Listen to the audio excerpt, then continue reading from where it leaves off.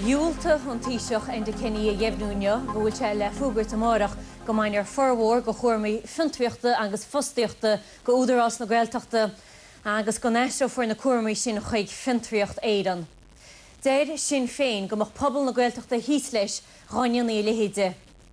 Tá air stáit na Gaeltachta duine McGinley le heastruachtarú údarás na Gaeltachta a chuir os cóir chuirniú go bhhair don údarás amárach. In 1908 tríis feachtas ada go grothófaí tuile fostaíochta meascrúdaí eile I gceantar Gaeltachta bunaíodh údarás na Gaeltachta. Inis agus 7,700 post crothaí a ggólachtaí ann takeíocht ón údarás sin fiche faoin géad na postna ar fad in san Gaeltacht.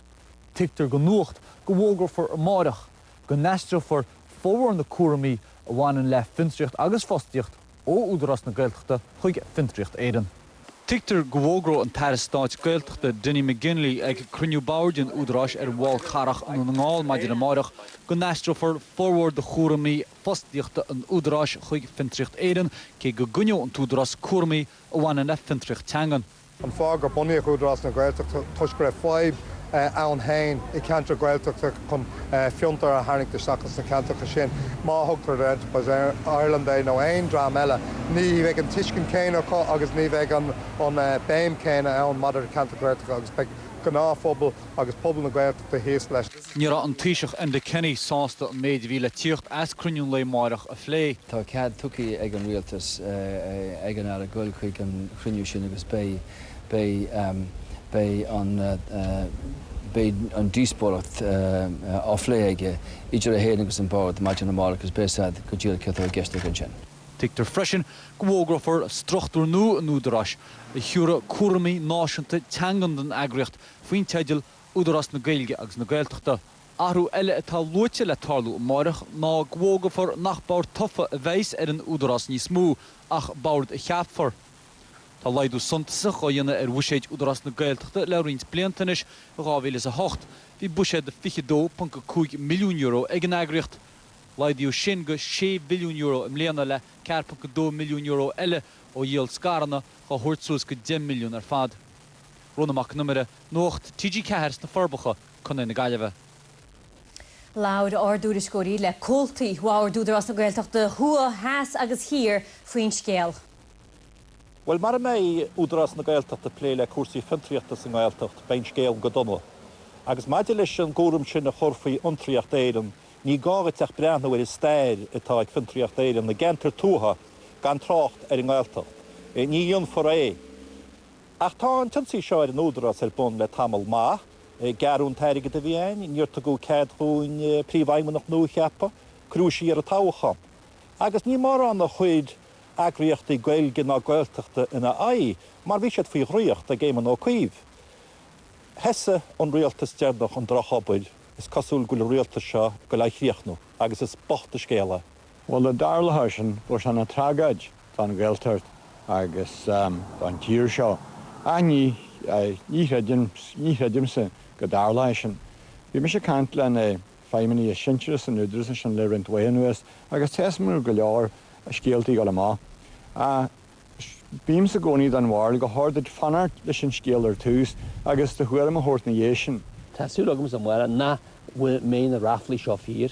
Agus tá mai cinnte go méid an tara donna ha gilíonn go méid sé láin ar chúil údarás na Gaeltachta, mar tuigeann sin na jobanna a cruthú le blianta nuas an severas a buniú sa Gaeltacht ón cheadúir a cruthú a stáitin scailinn seo.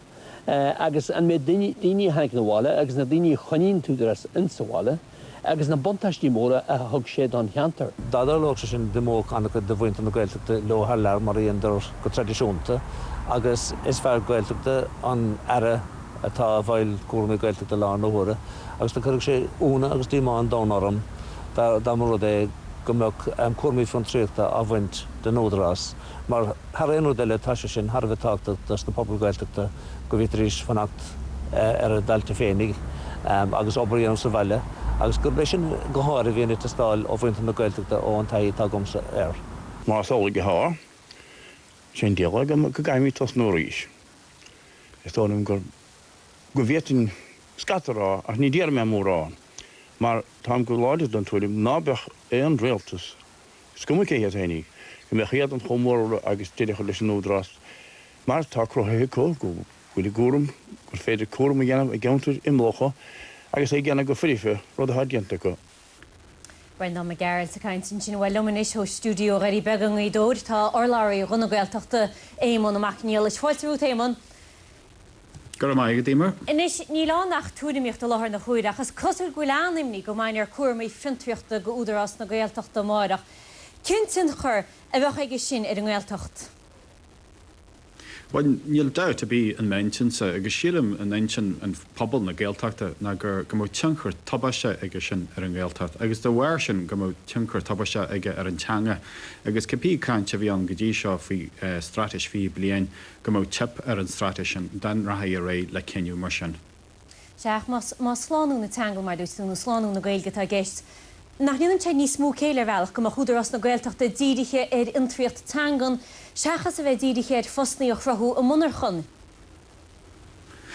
When you doubt to be a le fihe blian no traha blian in our school, me jelig réit go hard an Údarás cur ní smó béim ar an fintriatanga, agus cheap me jelig nar a cur an strateis fihe blian le chéile, agus lorú fui bres cuirmí a hort an Údarás, agus gomóid se ag plé le cuirmí teanga ar fod na tíre, gomó fintriatanga a geisle sin, as bres cuirmí a bhí a geisle sin, ní gomó na cuirmí sin a chart an éit na cuirmí fintriarta, agus hormadinne agus could walk grúpi pobl leile sa head dreacht an strateis ní ró sé sáilear go curmí fan tríad han fanna an Údarás a bhí sé sáilearithe in san dára dreacht den strateis agus lach na party polúile lei sin agus mar sin de bahar clí lei sin inis. Nis má bhaint ar cuairmaí fintuochta an Údarás a máireach. Cuidir an milliún sin ar an air stáittíní mi ginlís ar ina Gael agus ar an bhfuiltas Nuacht. In áide tá gear duntaid bhuisead capital an Údarás le rintá blianta nuas. Well, mar a luai mar dúiriscarin sin runna amach an yamara agus tá sé réiteagan go minic an Guth na Gaeltachta tá léadú tabaise take ar buisiad Údarás na Gaeltachta le 3 bliana nus ó 2 milliún go dtí 6 milliún.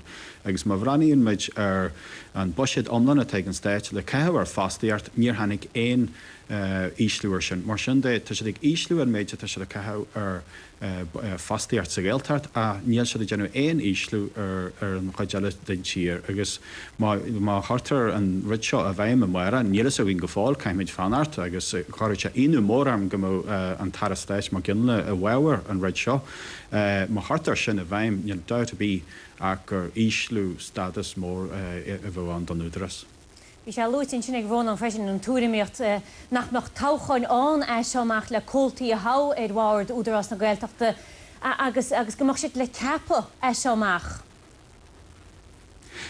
Ar ís seo chuid an rud céanna agus ar ís beidir na darlaid sé sin mara ach má bhraíonn tú ar an cinál patrúna an le 3 bliana nuas ó tuairis ó fáilisiú an boardsnip a gaibhíle san naí agus tá seo na rudí seo le go gálas na Maltaí bhíonn san boardsnip sé sin íslú status don Údarás cuirmí fintriad eistir go fintar éan agus an chead céim laice leile nó an agréart a scar go heile agus go hamlan. Éimean mac níl seo runna Gaeltachta gur maithead faoi hecht an caintling tróna.